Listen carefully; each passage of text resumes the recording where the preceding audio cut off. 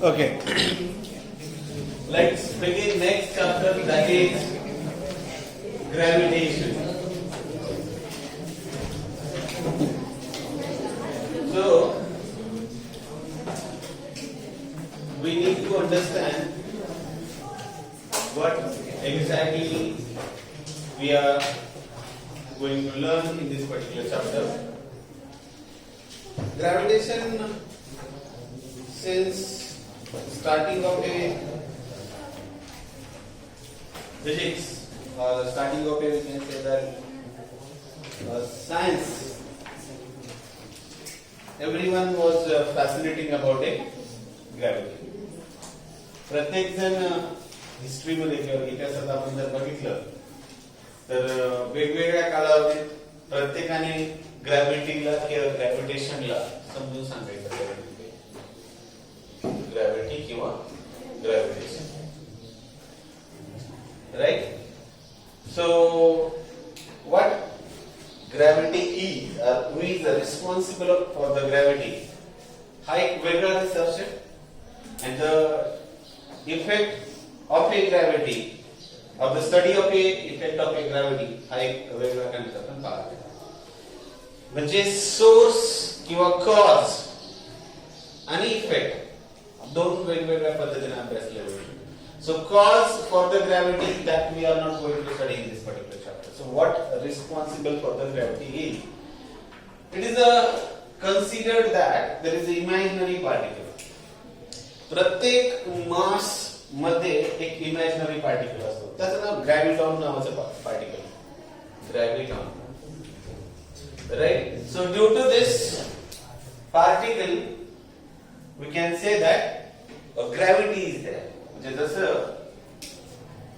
Nucleus ऍटमच्या बाबतीत जर बघितलं तर न्यूक्लियस असणारे, न्यूक्लियस मध्ये प्रोटॉन न्यूट्रॉन आपण कन्सिडर करतो आणि न्यूक्लियसच्या भोवती वेगवेगळ्या ऑर्बिट मध्ये इलेक्ट्रॉन्स रोटेट वगैरे होत असतात.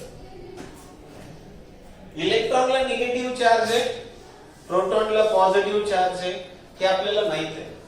पण इलेक्ट्रॉनला मास पण आहे, इलेक्ट्रॉनला चार्ज पण आहे आणि इलेक्ट्रॉनला काय म्हणतात आपण मास चार्ज बरोबर काय म्हणतात आपण इतर आणखी काही प्रॉपर्टीज काय म्हणतात आपण तो दाखवत असं, किंवा मॅग्नेटिझम सुद्धा आहे असं म्हणतात, किंवा मॅग्नेटिक प्रॉपर्टीज पण रिप्रेझेंट करतो किंवा शो करतो.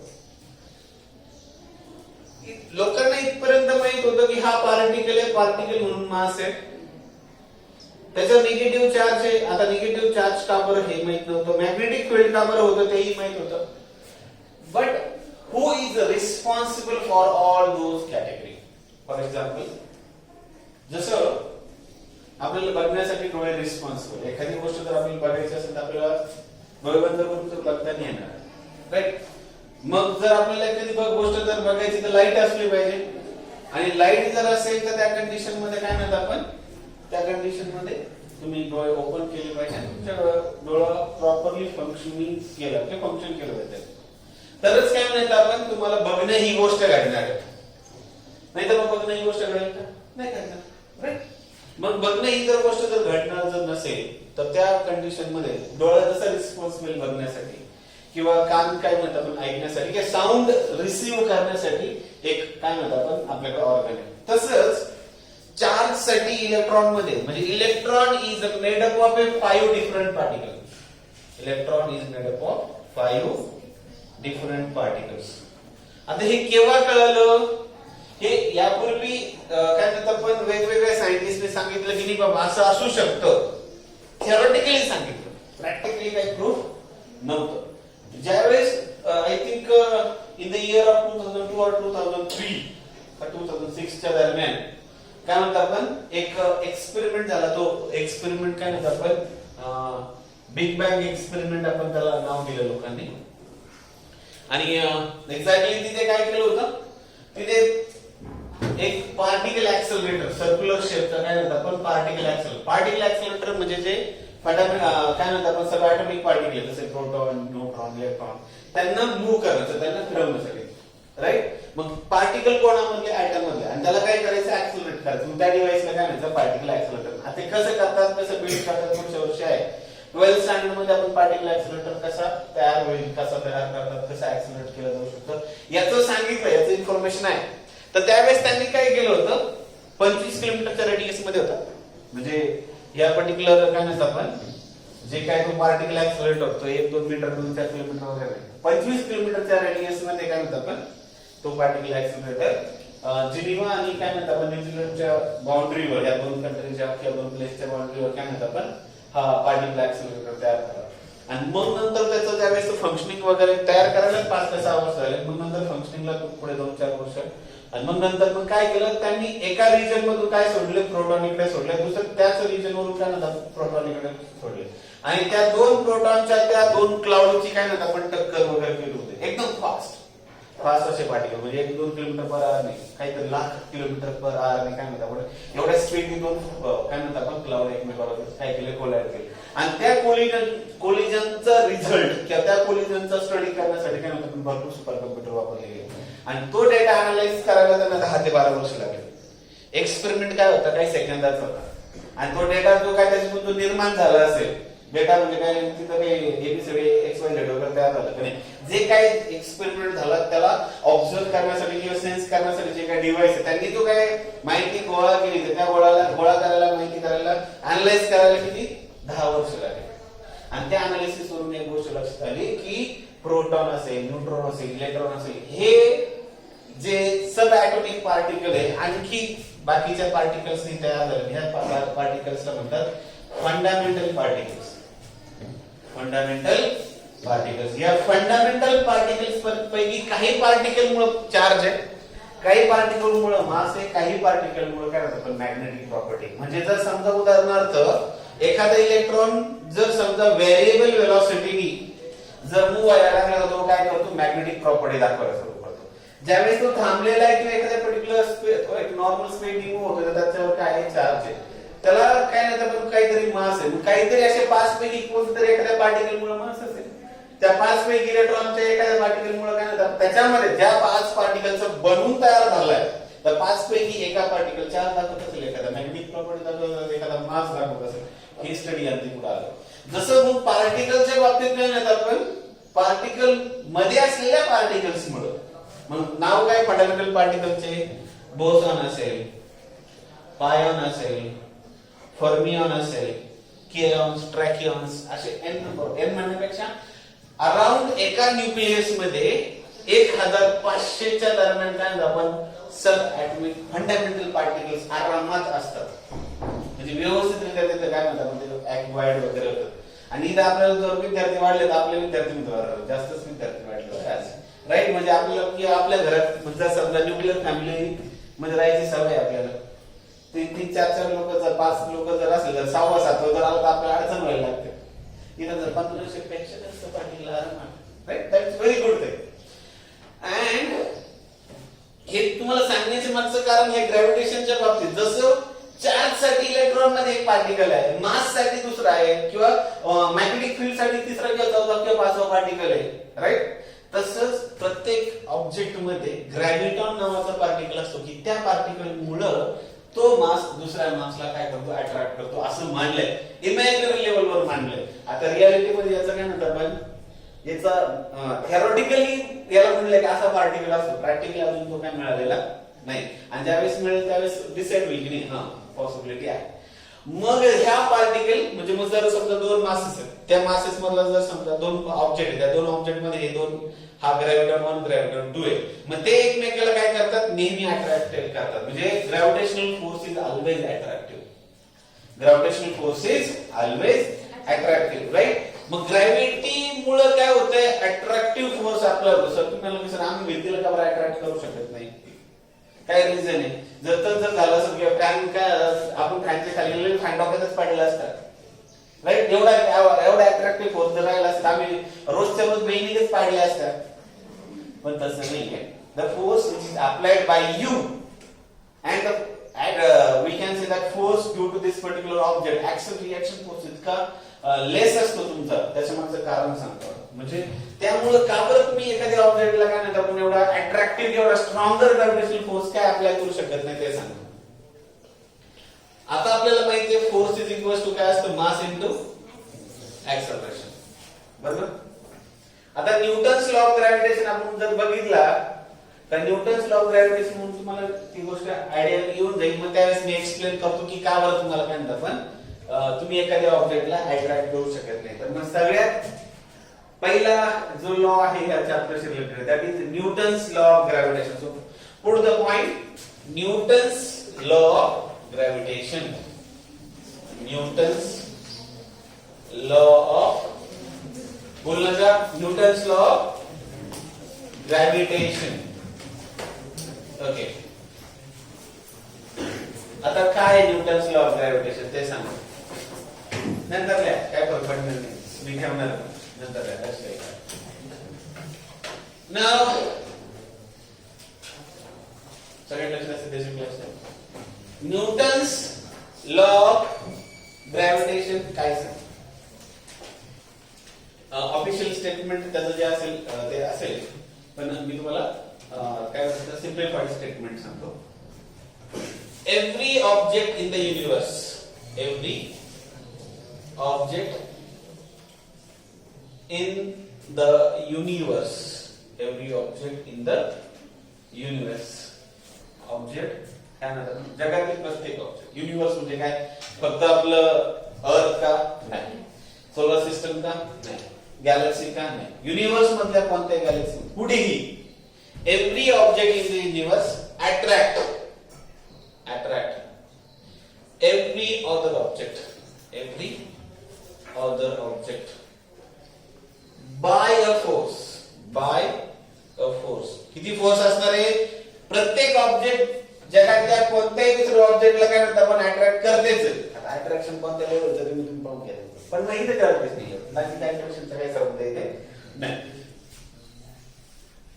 You fall in right. So you म्हणजे एखादी ऑब्जेक्ट जर समजा सोडली तर काय म्हणतात आपण it is get right. But whatever the attraction which is there in the human relationship, gravity is not responsible for it. Right? Gravity चा तिथे काही संबंध नाहीये. तिथे वेगळाच काहीतरी असेल. Okay.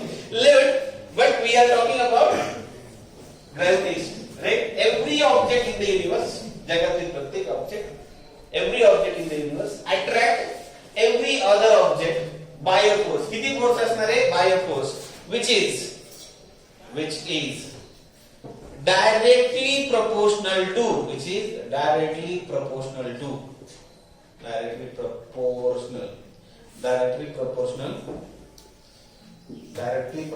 to कोणाचे डायरेक्टली प्रोपोर्शनल राहील तो force. Directly proportional to product of their masses. आता काय ते सांगतो. आता पहिल्या स्टेटमेंटचा मीनिंग समजून सांगतो मग नंतर पुढचं स्टेटमेंट सांगतो. समजा इथे दोन ऑब्जेक्ट आहेत. इथे काय दोन ऑब्जेक्ट. या ऑब्जेक्टचं मास काय म्हणतात आपण m1 आहे आणि एक पर्टिक्युलर ह्या पॉइंटला तो असं म्हणतात. कोणत्या ऑब्जेक्टचं मास एखाद्या त्या ऑब्जेक्टच्या सेंटर ऑफ मास एक पॉइंट आहे इमॅजिनरी पॉइंट तिथे कॉन्सन्ट्रेट आहे. मग सेंटर ऑफ मास शोधायचं कसा. तुम्ही ज्या पॉइंटला तुम्ही फोर्स अप्लाय केल्यामुळे काय होतंय त्याच्यावर असलेले सगळे फोर्स बॅलन्स होतात ना. त्या पॉइंटला काय म्हणतात सेंटर ऑफ मास म्हणायचं. राईट. असं त्या ह्या m1 पुढे म्हणत आपण सेंटरला घेऊ. त्या ऑब्जेक्टचं मास काय म्हणा m1 आहे. ऑब्जेक्टचं मास किती आहे m1 आहे. दुसरी ऑब्जेक्ट घेतली त्या ऑब्जेक्टचं मास काय म्हटलं m2. मग आता ह्या दोघांमध्ये असलेला ग्रॅव्हिटेशनल फोर्स दोघांमध्ये असलेला ग्रॅव्हिटेशनल फोर्स काय असणार आहे. Every object in universe attract every other object by a force. तो force which is directly proportional to the product of masses. The force which is directly proportional to the product of masses. जर समजा दोन object असेल पहिल्याचं मास m1 दुसऱ्याचं मास काय म्हणतात आपण m2 आणि m1 m2 जर मासेस असेल तर त्या दोघांमध्ये असलेला ग्रॅव्हिटेशनल फोर्स काय असणार आहे. तो फोर्स या दोघांच्या मासेसच्या प्रॉडक्टच्या प्रोपोर्शनल असेल. प्रोपोर्शनल असणं म्हणजे काय. डायरेक्टली प्रोपोर्शनल असणं म्हणजे काय. जसं उदाहरणार्थ तुमच्या बाबतीत तुमचं वय वाढलं तुमची अक्कल कमी जर झालेली जर असेल तर इनवर्स प्रोपोर्शन. पण वय वाढलं अक्कलही वाढली तर डायरेक्ट प्रोपोर्शनल. काही लोकांचे काही मॅक्सिमम लोकांच्या बाबतीत काय इन्व्हर्स प्रोपोर्शनल रिलेशनशिप सापडतं. म्हणजे वय वाढत वाढत वाढत चाललंय पण तरी त्याची अक्कल काय वाढायची नाव घ्याय ना ती कमी कमीच व्हायला लागली. खर्च झाली का काय माहित नाही. पण डायरेक्ट प्रोपोर्शनचा अर्थ काय, जर मास जर वाढवले म्हणजे तो समजा आपण 100 किलो आणि 1000 किलो घेतलं, या दोघांमधला काय म्हणतात आपण ग्रॅव्हिटेशनल फोर्स काढतो. आणि त्याच ठिकाणी जर समजा काय म्हणतो 10 to the power 10 आणि 10 to the power 15, कोणत्या केस मध्ये हायेस्ट फोर्स राहील, पहिल्या ह्या 100 आणि 1000 मध्ये का 10 to the power आणि 10 to the power 15 मध्ये राहील? सेकंड केस का फर्स्ट केस मध्ये फोर्स हायर राहील? सेकंड केस मध्ये फोर्स हायर राहील, कारण की आपण प्लॅनेटच्या मध्ये असलेला फोर्स पहिल्या सेकंड केस मध्ये घेतला. दुसऱ्या केस मध्ये एखाद्या ट्रक किंवा काय म्हणतात आपण टू व्हीलर मधला काय म्हणतात अट्रॅक्टिव्ह फोर्स येतात. मग प्लॅनेटच्या मध्ये काय असणार आहे, स्ट्रॉंगर फोर्स असणार आहे. आणि दोन स्मॉलर ऑब्जेक्ट की ज्यांचं मास कमी त्यांच्यामध्ये काय कमी फोर्स आहे, फोर्स असणार आहे पण काय असणार आहे कमी असणार. म्हणून फोर्स कोणावर डिपेंड आहे, त्या ऑब्जेक्टच्या मासेस वर डिपेंड आहे. कसा डिपेंड आहे तो प्रोपोर्शनल आहे. मास वाढलं तर फोर्स सुद्धा काय होणार आहे वाढणार आहे. Right. And the second statement over here I write the statement over here. जर समजा दोन ऑब्जेक्ट मधला डिस्टन्स काय असेल r असेल, काय म्हटलं आपण, every object in the universe attract every other object by a force which is directly proportional to product of their masses and inversely proportional to and inversely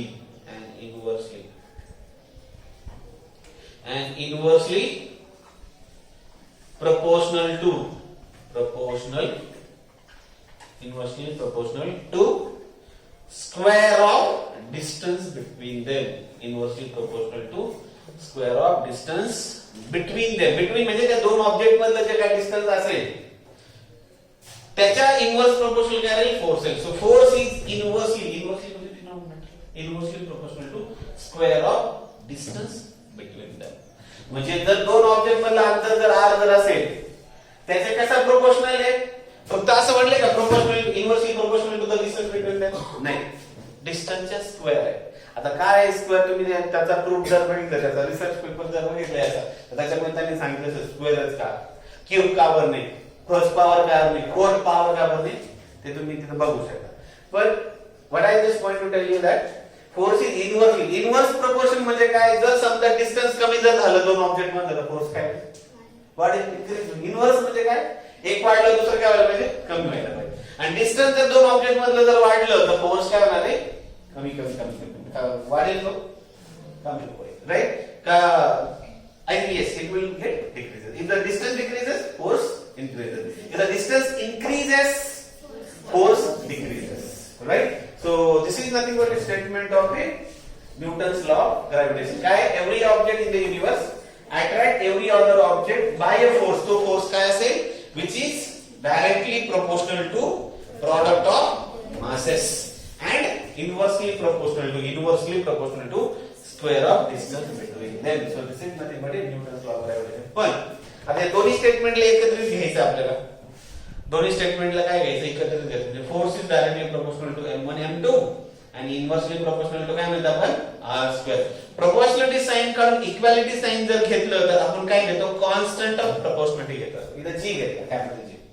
so constant of proportionality capital G, नंतर हा m1 m2 upon r². So this is nothing but a mathematical statement, or this is nothing but a formula for Newton's law of gravitation. कळालंय काय अडचण याच्यामध्ये नाही. Right.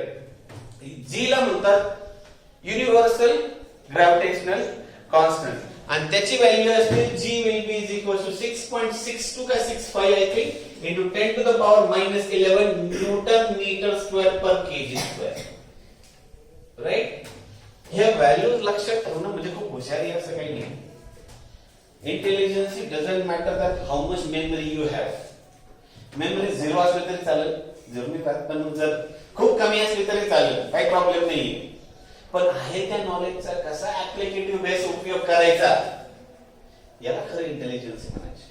नाहीतर मग काही लोक काय करतात, त्यांना खूप डेरिव्हेशन पार्ट आहेत, त्यांना न्यूमेरिकल्स खूप चांगले सॉल्व्ह करता येतात, किंवा त्यांना काय होतं पण सगळे कॉन्स्टंट लक्षात आहे, म्हणजे acceleration due to gravity, universal gravitational constant, हा प्लॅंक्स कॉन्स्टंट, हा कॉन्स्टंट, तो कॉन्स्टंट, अशा सगळ्या व्हॅल्यूज पार्ट आहे.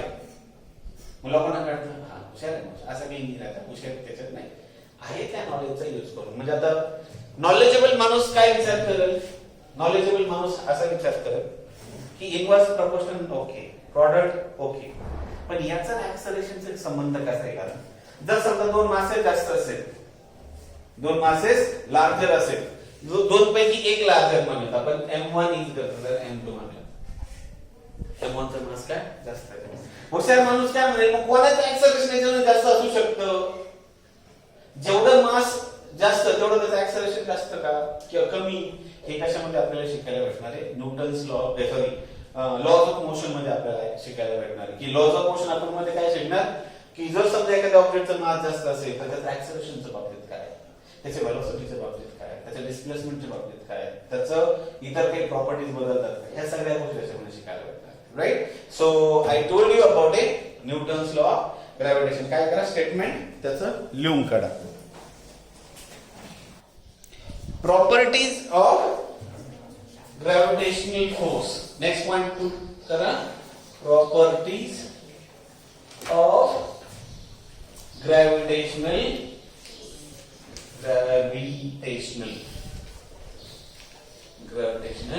फोर्स किंवा ग्रॅव्हिटी म्हटलं तरी चालेल. राईट. प्रॉपर्टी, राईट, कॅरेक्टरिस्टिक्स, गुणधर्म वगैरे, राईट, विशेष असे गुणधर्म वगैरे त्या बाबतीत आपण बघतो. पहिल्या सपोज स्टेटमेंट मी मगाशी ज्यावेळेस Newton's law of gravitational force सांगत असताना सांगितलं होतं की gravitational force is always attractive. It is always attractive. Always attractive म्हणजे काय असणार आहे? Gravitational force never been repulsive. म्हणजे दोन मास, जसं मॅग्नेटिक फोर्स आहे, जसं इलेक्ट्रोस्टॅटिक फोर्स मी बघणार इथून पुढे, म्हणजे दोन पॉझिटिव्ह चार्ज, दोन निगेटिव्ह चार्ज हे कधीच अट्रॅक्ट नाही करणार एकमेकांना, ते नेहमी काय करतील? एकमेकाला रिपेल करेल. यालाही एक्सेप्शन आहे. ते एक्सेप्शन काय आहे ते त्या चॅप्टरच्या वेळेस सांगेल. एक शॉर्टकट मध्ये सांगतो. एक्सेप्शन पुढे आपल्याला नेहमीच सांगितलंय like charges always repel. Like charges always repel. Repel म्हणजे एकमेकांना दूर होणं. तुम्ही मॅग्नेटच्या बाबतीत पण लहानपणी किंवा अजूनही तुम्ही बघू शकता की दोन जर मॅग्नेट जर एकमेकांच्या जवळ आले तर sometimes they attract, sometimes they repel. Magnet मध्ये दोन पोल असतात. एक असतो नॉर्थ पोल, एक असतो साऊथ पोल, एक असतो नॉर्थ पोल, साऊथ पोल. असे दोन मॅग्नेट आपण घेतले आणि त्यांचे जर सेम पोल जर एकमेकांच्या समोर अशा पद्धतीनं किंवा सेम पोल समजा आपण अशा पद्धतीने जर एकत्रित जर आणलं तर ते काय करतील? एकमेकांना काय करतील? रिपेल करतील, एकमेकांना दूर होते. तुम्ही पण अनुभवलेला असेल. आणि मोनो रेल किंवा मॅग्नेटिक किंवा काय म्हणतात आपण ह्या ज्या बुलेट ट्रेन वगैरे जे असतात त्याच्यामध्ये काय असतं? हेच तर काम करतं. म्हणजे मॅग्नेटिक रिपल्सिव्ह फोर्सचा यूज करून असते किंवा अट्रॅक्टिव्ह फोर्सचा यूज करून त्याला काय करत असतात? एवढ्या फास्टेस्ट म्हणजे आता जे सध्याला हे चालू आहे ना आपण कोणता प्रोजेक्ट इलॉन मस्क ने सुरू केलेला प्रोजेक्ट इंडियामध्ये काय की जे 300 का कितीतरी 100 किलोमीटर पर आवर म्हणजे जर समजा जर 350 किलोमीटर मॅक्झिमम गेले ते 1500 किलोमीटर पर आवर सुद्धा जाऊ शकतात. काय म्हणतात आपण एवढा सुद्धा स्पीड त्या ट्रेनला पॉसिबल आहे.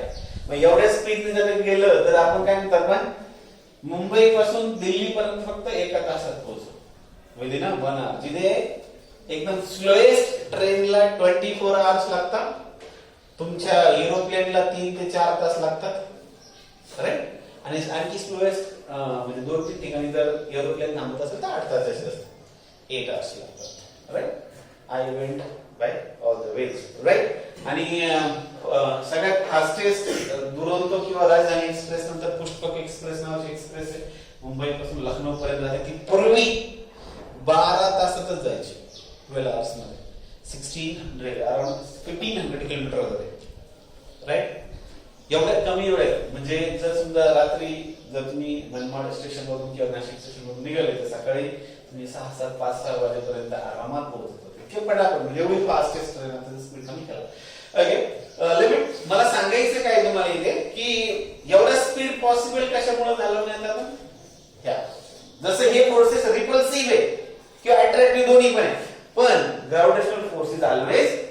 अट्रॅक्टिव्ह. मुद्दा सांगायचं काय की ग्रॅव्हिटेशनल फोर्स नेव्हर बी रिपल्सिव्ह. असं जर झालं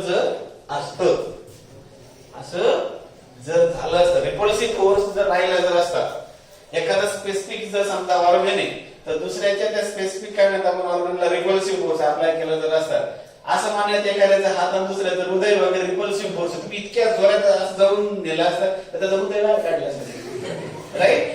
पण repulsive force gravitational force is always attractive. मग त्याच्यामुळे काय म्हणतात ग्रॅव्हिटेशनल फोर्स नेहमीच अट्रॅक्टिव्ह राहणार जर असेल तर त्याचा फायदा आहे तोटा नाहीये. म्हणजे रिपल्सिव्ह फोर्सचे तोटे भरपूर आहेत राईट. नेक्स्ट समजून घेण्याच्या पूर्वी हे जर समजा पहिले ऑब्जेक्टचं सेंटर ऑफ मास काय centre of mass. What do you mean by centre of mass? It is a point in the object. हा एक इमॅजिनरी पॉइंट आहे पुढे ऑब्जेक्टच्या मध्ये की ज्या पॉइंटवर तुम्ही जर फोर्स जर अप्लाय केला तर त्या पॉइंटच्या तुम्ही सगळ्या फोर्सेसला काय करू शकता तुम्ही बॅलन्स वगैरे करू शकता. मग त्या पॉइंटला काय म्हणतात सेंटर ऑफ मास म्हणायचं.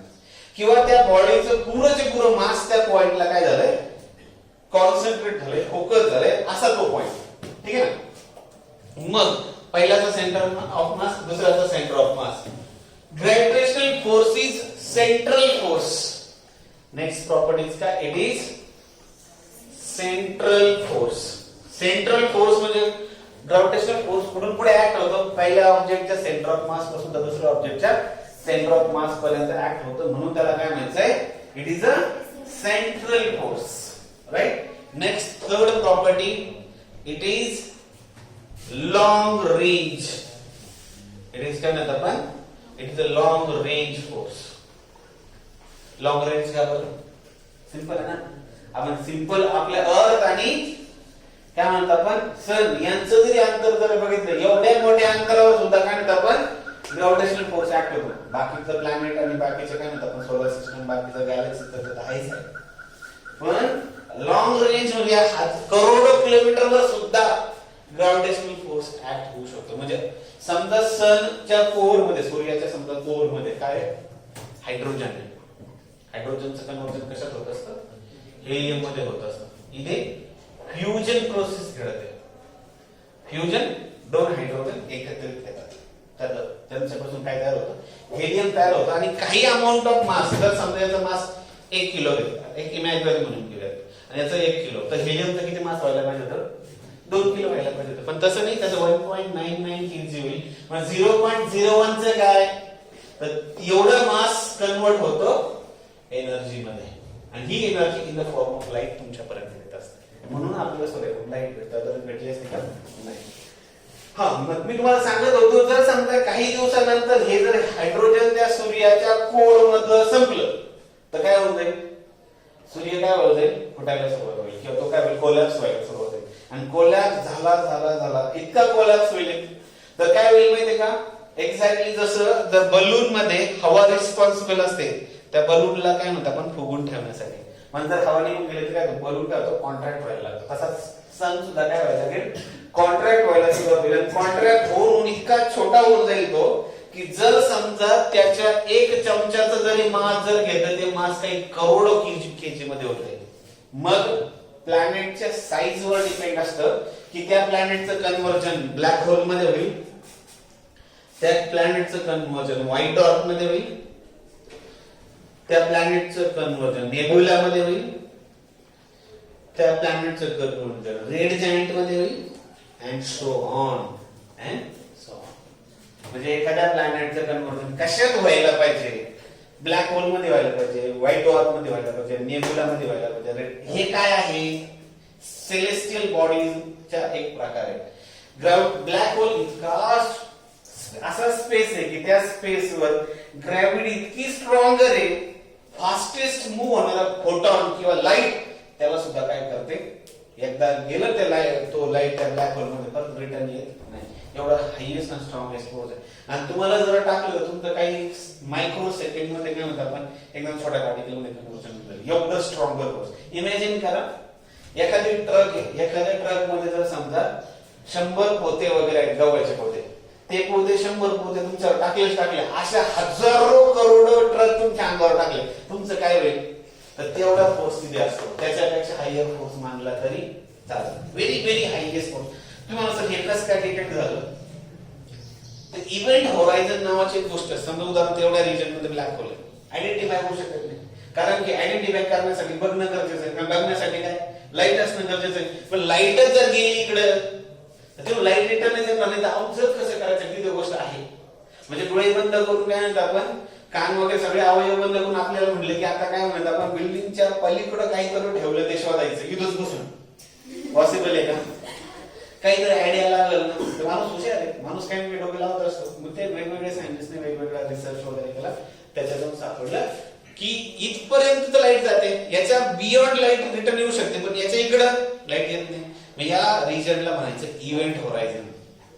इव्हेंट होरायझन म्हणजे आपल्याला घडतं, आपल्याला कळतं इथपर्यंत काहीतरी घडतं, काहीतरी चालू, पण याच्या बियॉन्ड काय घडतं ते कळत नाही. मग त्याला इव्हेंट होरायझनच्या इकडं स्टडी कसं करायचं, काय करायचं. मग स्टीफन हॉकिंग सारखे माणसं आहेत, वेगवेगळे लोक आहेत की किंवा इव्हन आईन्स्टाईन सुद्धा सारखा माणूस आहे की त्यांनी सुद्धा काय म्हणतात आपण भरपूर भारी भारी रिसर्च वगैरे केला. खूप फॅसिनेटिंग, खूप भारी येतं स्टडी जर केलं तर. म्हणजे मला एकदा लहानपणी प्रश्न पडला होता की पृथ्वीचं जे काय मास मानताय किंवा पृथ्वीची जी काय रेडियस वगैरे मास रेडियस 6400 किलोमीटर आहे. आपल्याकडे तर लहानपणी मला वाटतं तेव्हा किती मोठा टेप लागत असणार आहे. एवढी मोठी जर रेडियस मेजर करायची तर टेप खूप मोठा लागणार आहे, आणि एवढा टेप आणायचा कुठून, आहे कुठं तो असा टेप, असं लहानपणी प्रश्न पडायचा. पण त्यानंतर कळालं की तसं काही नाहीये, जॉमेट्री आहे, आणि जॉमेट्रीचा यूज करून 3 डायमेन्शनल ऑब्जेक्ट म्हणजे काय 4/3 πr³ असं जर व्हॉल्यूम अर्थचं जर मानलं, आणि आपण काय इमॅजिनरी लेवलवर जर व्हॉल्यूम कॅल्क्युलेट जर केलं, व्हॉल्यूम माहित जर असं तर रेडियस आपण कॅल्क्युलेट होईल. म्हणून ते त्यावेळेस नंतर कळालं की थोडं मोठं झाल्यानंतर असं पॉसिबल. आणि पूर्वी वाटायचं मला, अजूनही काही लोकांना वाटत असेल की आपण इथे नाही राहते, आपण थोडस पृथ्वीच्या आत राहतो, म्हणजे पृथ्वीत एक खड्डा आहे पृथ्वीच्या आत, आणि त्या खड्ड्यात वगैरे राहतो काय असं वाटायचं. पण तसं नाही, आपण सगळे कुठे सरफेसवर राहत असतो. आपण स्पेस मध्ये राहत नाही, आपण आत नाही राहत. आपलं 3 डायमेन्शनल स्ट्रक्चर म्हणजे जर आपण जर फुटबॉल सारखे एक्झाम्पल जर घेतलं, फुटबॉलच्या सरफेसवर आपण राहतोय. पण लोक अर्थला कसंही मानतात, काही लोक स्पेरिकल मानतात, काही लोक इलेप्टिकल मानतात, पण मोर तो स्पेरिकल नाही. अर्थ कशी इलेप्टिकल आहे, थोडीशी फ्लॅट आहे. म्हणजे नॉर्थ पोल आणि साऊथ पोलला थोडी कशी चपटी, आणि इक्वेटोरियल लाईनला काही थोडीशी इलॉंगेटेड आहे. राईट. सो दिस इज याच्यापेक्षा काही लोक आणखी वेगळा शेप मानतात. जसं आपल्याला ब्लू प्लॅनेट एकदम भारी चित्रामध्ये दिसतो तसा प्लॅनेट नाही. Right. So we were talking about the properties of a gravitational force. पहिली प्रॉपर्टी सांगितली, it is always attract. Third one, it is long range force. आणि लास्ट प्रॉपर्टी आपण त्याची बघूया, it is a weak force. तो काय म्हणतो आपण, वीक आहे म्हणजे लॉंग रेंज आहे, करोडो किलोमीटर ऍक्ट होतो. मग तुम्हाला करोडो किलोमीटर ऍक्ट होत असेल तर मग स्ट्रॉंग असला पाहिजे, पण त्याच्यापेक्षा स्ट्रॉंगेस्ट फोर्स आहे, that is called nuclear force. दोन न्यूक्लियस मध्ये किंवा दोन न्यूक्लियर्स म्हणजे प्रोटॉन मध्ये किंवा न्यूट्रॉन मध्ये किंवा काय म्हणतो आपण प्रोटॉन आणि इलेक्ट्रॉन मध्ये एवढा स्ट्रॉंगर अट्रॅक्टिव्ह फोर्स आपल्या जो होतोय तो सगळ्यात स्ट्रॉंगेस्ट मानलेला आहे. हा काय म्हणतात आपण weak force. It is weak force. Weak force. Right.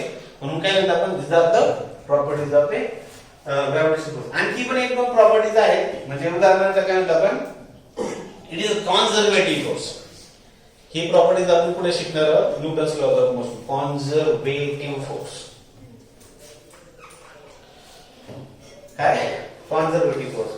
आता कॉन्झर्वेटिव्ह नॉन कॉन्झर्वेटिव्ह फोर्स वगैरे ह्या चॅप्टर मध्ये नाही, लॉज ऑफ मोशन मध्ये तुम्हाला शिकायला भेटेल. पण कॉन्झर्वेटिव्ह फोर्स शॉर्टकट मध्ये सांगतो की एक्झॅक्टली कॉन्झर्वेटिव्ह फोर्स काय. भरपूर सांगण्यासारखे, एक जर गोष्ट घ्यायला गेलं तर कमीत कमी 8-9 लेक्चर एखाद्या पॉइंटवर घेता येईल आपल्याला, इतकं भरपूर सांगण्यासारखे आहे. राईट. पण मी शॉर्ट मध्ये सांगतो कॉन्झर्वेटिव्ह फोर्स म्हणजे काय.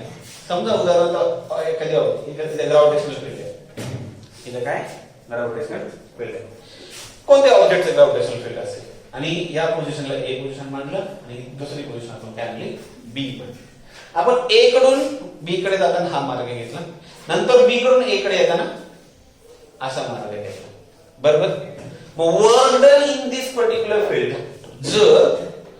जर फक्त कशावर डिपेंड असेल, इनिशियल आणि फायनल किंवा फायनल आणि इनिशियल पोझिशनवर डिपेंड असेल, if it is depend only on initial or final position, what who depends, work done depends. जर वर्क डन फक्त कोणावर डिपेंड असेल, इनिशियल किंवा फायनल पोझिशनवर डिपेंड असेल, आणि जर ते ह्या मार्गावर अवलंबून नसेल, किती किलोमीटर कव्हर केले ते मॅटर नाही करत आहे, पण इनिशियल फायनल पोझिशन मधलं शॉर्टेड डिस्टन्स आपण जर इथे जर घेतलं तर ते शॉर्टेड डिस्टन्स काय म्हणतो आपण इथे डिस्प्लेसमेंट घेत असतो. कारण work done is equal to काय, फोर्स इनटू डिस्प्लेसमेंट. आणि डिस्प्लेसमेंट कोणावर डिपेंड असते, इनिशियल आणि फायनल पोझिशनवर डिपेंड असते. म्हणून असं एखाद्या फील्ड मध्ये झालेलं वर्क डन ते जर इनिशियल आणि फायनल पोझिशनवर डिपेंड राहत असेल तर तशा टाईपच्या फील्डला काय म्हणतात, कॉन्झर्वेटिव्ह फोर्स फील्ड म्हणतात. आणि त्या फोर्सला करतात कॉन्झर्वेटिव्ह फोर्स, की ज्या फोर्समुळे झालेलं वर्क डन कोणावर डिपेंड असेल, फक्त इनिशियल आणि फायनल पोझिशन. त्याला म्हणायचं कॉन्झर्वेटिव्ह फोर्स फील्ड किंवा कॉन्झर्वेटिव्ह फोर्स. कळालंय?